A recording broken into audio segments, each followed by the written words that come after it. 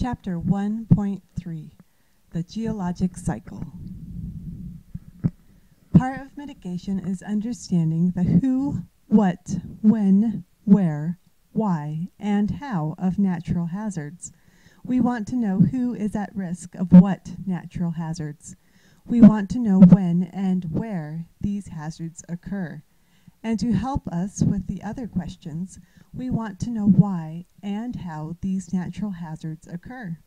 A way to begin to understand natural hazards is to understand how the Earth itself works. And in this class, which is a geology class, we begin to understand the Earth with the geologic cycles. The geologic cycle is composed of 4 sub-cycles that form major disciplines within geology. They are the tectonic cycle, the rock cycle, the hydrologic cycle, and the biogeochemical cycle. The tectonic cycle involves the creation, the movement, and the destruction of lithospheric plates. We will discuss more about these plates in Chapter 2. This picture shows the major tectonic plates and their direction of movement and their types of boundaries. The types of boundaries are convergent, divergent, and transform. The convergent boundaries have the red triangle teeth at the edge, like the plate is being eaten. An example is along the Aleutian Island chain.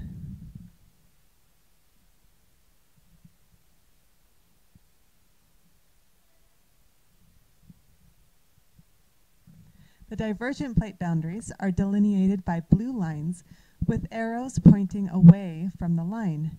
An example is the Mid-Atlantic Ridge.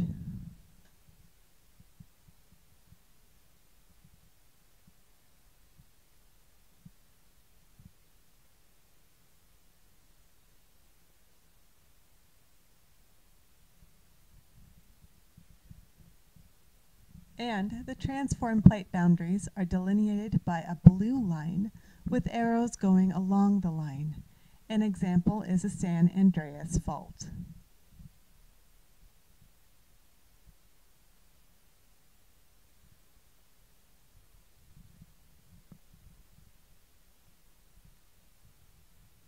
Ready for another hand dance?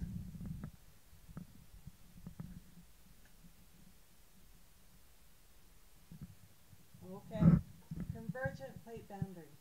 One plate always goes down, subducts, and is recycled, i.e. destroyed. The other plate gets crinkled up and forms mountains. In this case,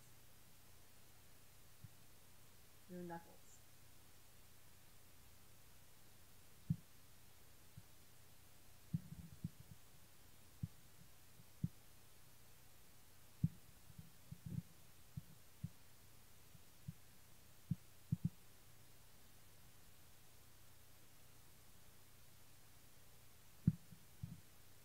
Divergent plate boundary.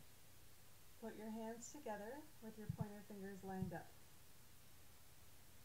And then move your hands apart and let your thumbs come up. This is where lithospheric plates are created or added onto.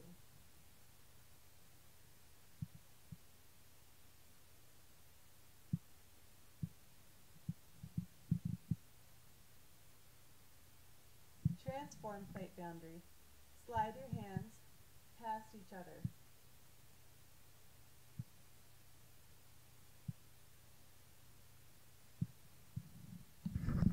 Now I'll say the plate boundary type and you do the hand motion with me. Convergent.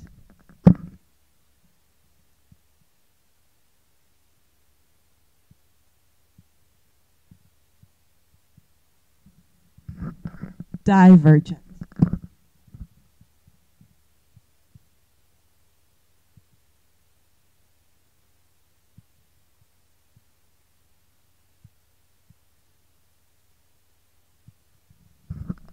Transform.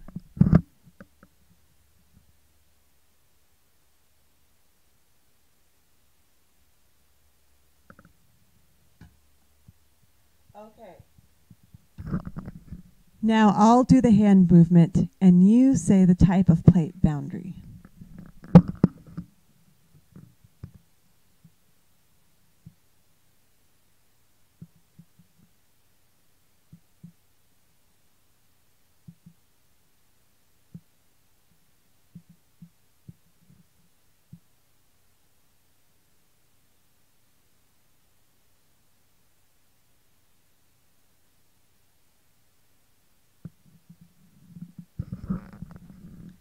Got it? Once again, never forget it. These pictures depict a cartoon cross-section of a convergent plate boundary. We can see the subducting plate changing and melting with an increase of pressure and temperature. This forms metamorphic rocks and melted rock. The resultant magma rises to the surface, and if it reaches the surface as molten rock, it extrudes as molten hot lava from a volcano. The rocks that form from cooled molten rock are called igneous rocks. Weathering processes are constantly eroding mountains in high areas and moving the sediment into low areas where the sediment is deposited in depositional basins such as the ocean.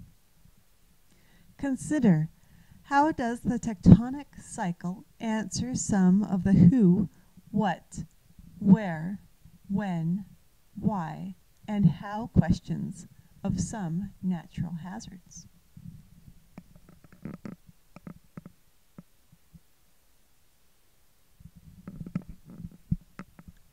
The rock cycle describes how rocks can change from one type of rock to another. What is a rock? Rocks are aggregates of one or more minerals. For example, granite is composed primarily of a few minerals, quartz, feldspars, and micas. Some sandstones can be primarily composed of quartz. The types of rocks are igneous, metamorphic, and sedimentary. Igneous rocks form from cooling lava and magma. As the liquid cools, crystals begin to form.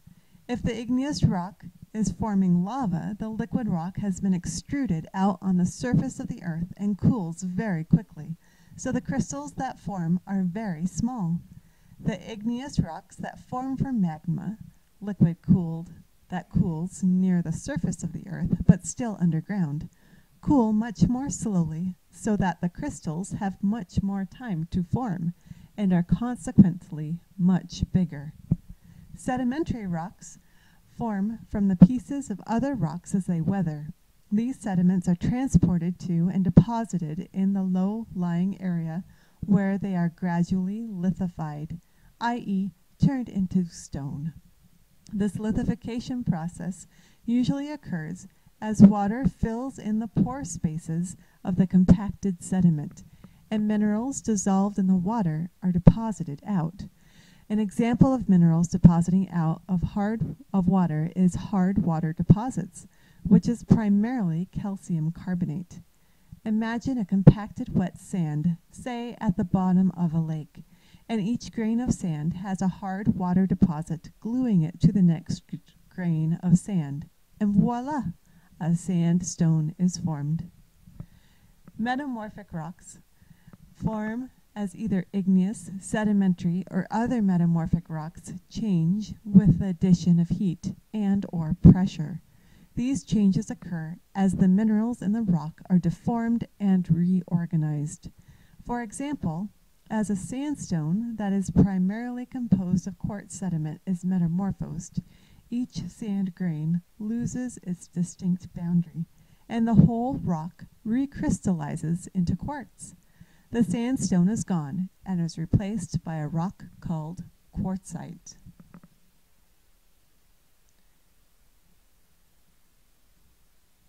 Try to match the rock type with the correct picture.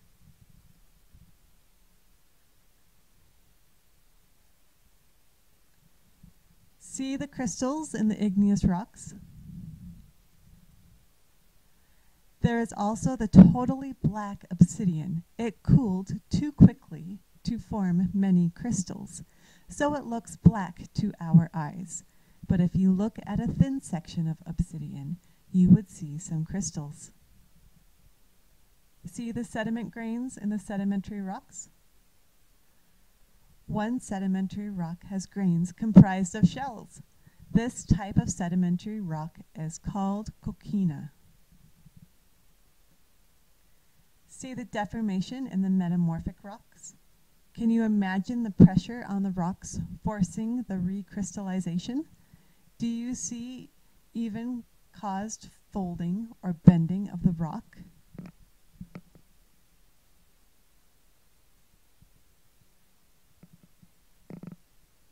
These rocks are changed from one type to another, forming the rock cycle. Sedimentary rocks can be weathered and the resultant sediments transported and deposited and lithified, i.e. turned into a rock, to form new sedimentary rocks. Or the sedimentary rocks can undergo an addition of heat and pressure and be metamorphosed. If the metamorphosing goes far enough, the rock melts entirely and becomes an igneous rock as it cools.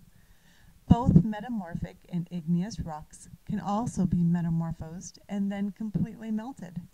Additionally, both the metamorphic rocks and the igneous rocks can be weathered and the resultant sediments transported, deposited, and lithified to form new sediments. The cycle is endless.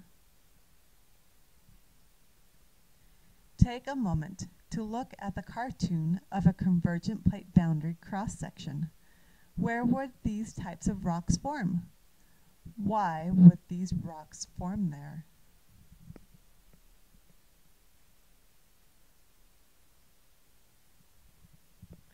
Consider, how does the rock cycle relate to natural hazards?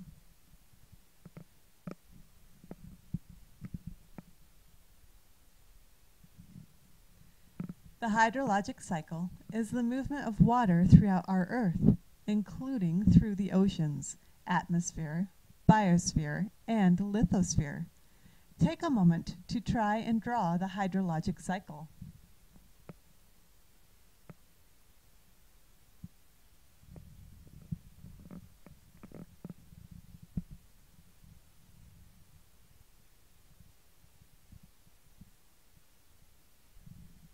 Here are a couple examples of the hydrologic cycle. Usually, we start the hydrologic cycle in the ocean. Here, the water evaporates. Then, as it rises and condenses, it forms clouds. Then about 90% of all precipitation falls right back down into the ocean. Some clouds are transported over land, where more precipitation falls. The precipitation may be stored as snow or ice for a while, but eventually the precipitation turns into surface runoff, which may go into streams and rivers. It might temporarily stop in a lake for a while. It may enter the biosphere for a while. It may be transpired from plants, the water lost by plants as they breathe. It may evaporate or sublimate. It may infiltrate into the ground and become groundwater. Groundwater may return to the land surface after a while as various types of springs. Some water enters the hydrologic cycle through volcanic steam. Much of this water has been at the Earth's surface before, but some can be sourced from deep in the Earth. The Earth is still degassing. Some water can enter the hydrologic cycle from the occasional comet, but for the most part, the water just cycles round and round through the different parts of our Earth. Take a moment to complete your hydrologic cycle drawing. It might be useful to remember how to draw it. Wink, wink.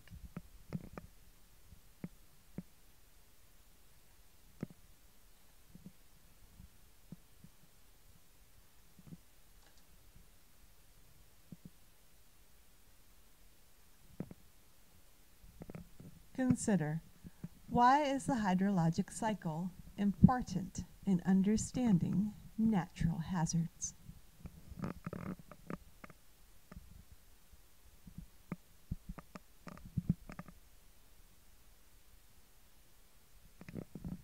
Biogeochemical cycle.